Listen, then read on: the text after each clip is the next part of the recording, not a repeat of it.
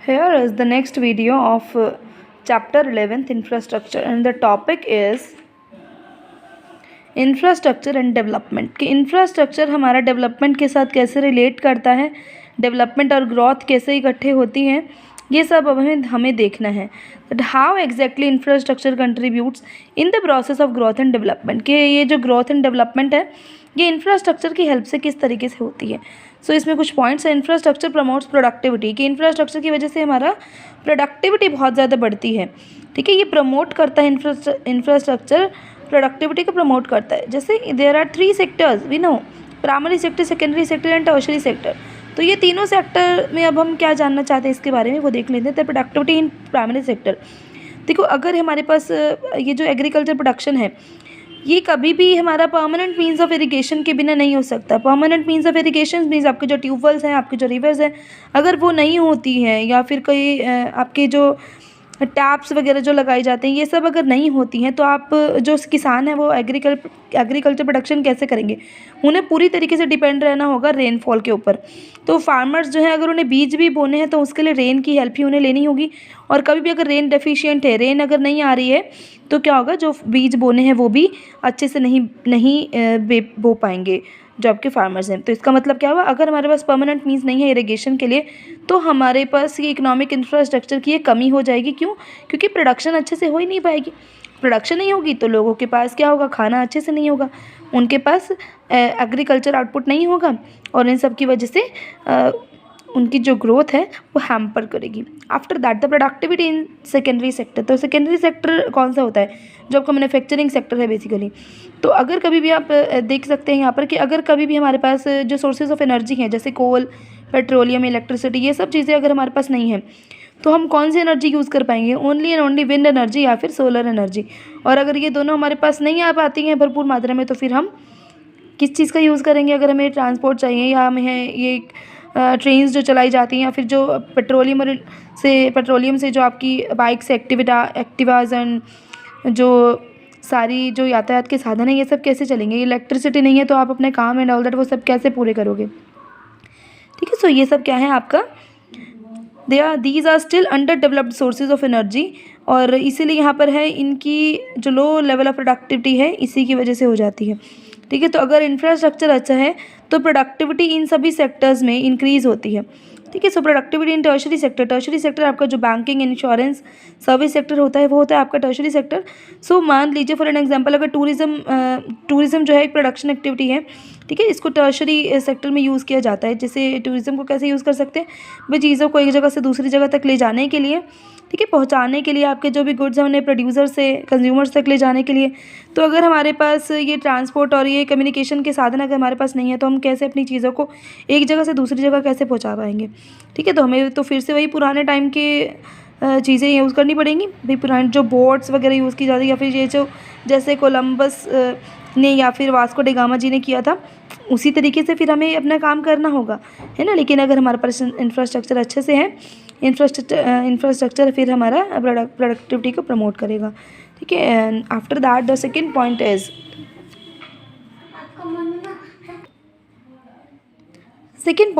Infrastructure induces investment. के infrastructure की वजह से इन्वेस्टमेंट जो है वो भी इंक्रीज़ होती है। ठीक है, कैसे इंफ्रास्ट्रक्चर जो है इन्वेस्टमेंट को किस तरह से इंक्रीज़ करता है, किस तरह से बढ़ाता है, उसके लिए एग्जांपल है हमारे पास।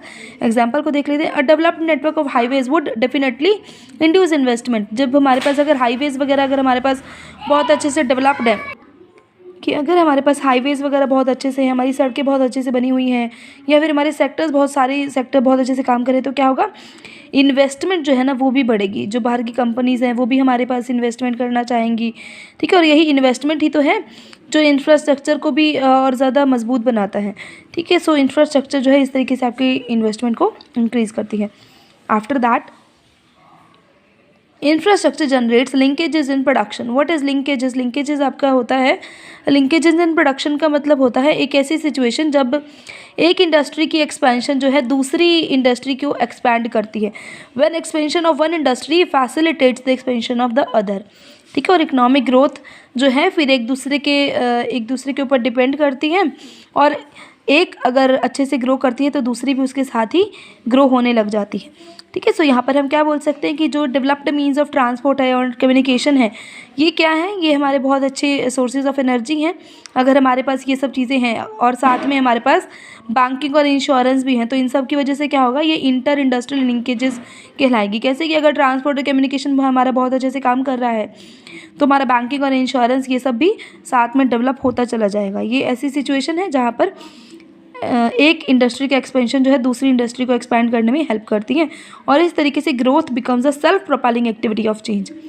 Okay, so next point is infrastructure enhances size of market. के साइज ऑफ मार्केट जो है वो भी चेंज होता है आपका इंफ्रास्ट्रक्चर की वजह से। आपको पता ही है कि लार्ज स्केल प्रोडक्शन अगर हमने करना है तो ये तभी पॉसिबल हो सकता है जब साइज़ ऑफ द मार्केट बढ़ेगा, और साइज़ ऑफ द मार्केट आपका तब बढ़ेगा जब हमारे पास इंफ्रास्ट्रक्चर का साइज़ बढ़ेगा।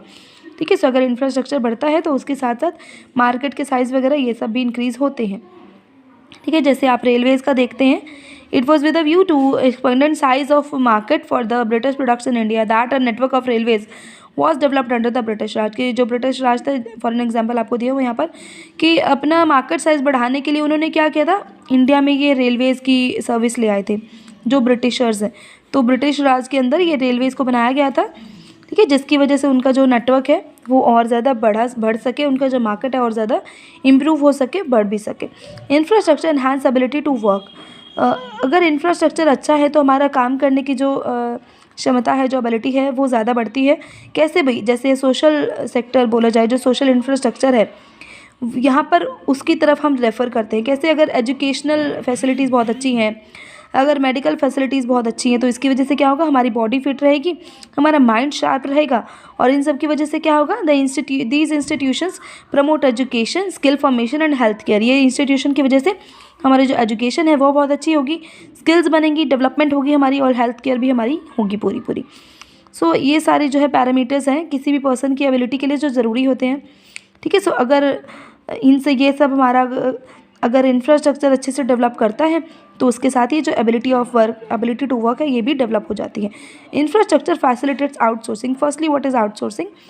Outsourcing obtains goods and services. It means obtaining goods and services by contract from an outsider या फिर आउटसाइड सप्लायर। सो यहाँ पर क्या होता है कि हम अपना काम कुछ और पर्सन से कराते हैं। जैसे मान लीजिए आप कॉल सेंटर की बात कर लेते हैं, या फिर ह्यूमन रिसोर्स डेवलपमेंट डिपार्टमेंट की बात कर लेते हैं। ये सब क्या करते हैं, मतलब ये अपने पास जॉब प्रोवाइड नहीं करवाते हैं, ये आपको बाहर जॉब दिलवाते हैं। मतलब फ़ोन पर ही सारे काम हो रहे हैं, आगे कम्युनिकेशन का यूज़ बहुत अच्छे से हो रहा है। तो ये सब क्या है, अगर इंफ्रास्ट्रक्चर हमारा बहुत अच्छे से डेवलप हो जाता है तो आउटसोर्सिंग भी बहुत अच्छे से डेवलप हो जाती है। एक कंट्री जो है अगर उसके पास अच्छा इंफ्रास्ट्रक्चर है तो आउटसोर्सिंग भी बहुत अच्छी हो जाएगी। ठीक है, आउटसोर्सिंग अच्छी होने के क्या फ़ायदे हैं, जो डेस्टिनेशन है, जो ग्लोबल डेस्टिनेशन है, वो बहुत अच्छे से हम अपना अचीव कर पाएंगे। ठीक है ना, क्योंकि कॉल सेंटर्स हैं, स्टडी सेंटर्स हैं, मेडिकल टूरिज़्म है, ये सब चीज़ें तभी डेवलप होती है जब आउटसोर्सिंग बहुत अच्छे से हमारे पास होती है।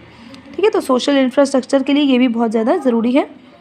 After that the last point is that infrastructure induces FDI. What is FDI? FDI means foreign direct investment. It means an investment made by a firm और an individual in the country into business interest located in another country. मतलब एक country जब दूसरी country में पैसा invest करती है उसे फॉरेन डायरेक्ट इन्वेस्टमेंट कहा जाता है, इन शॉर्ट। ठीक है, तो एफडीआई आपका तभी बढ़ेगा जब आपके पास इंफ्रास्ट्रक्चर है, क्योंकि तभी दूसरी कंट्रीज़ आपके कंट्री में आपकी कंट्री में इन्वेस्ट करना चाहेंगी।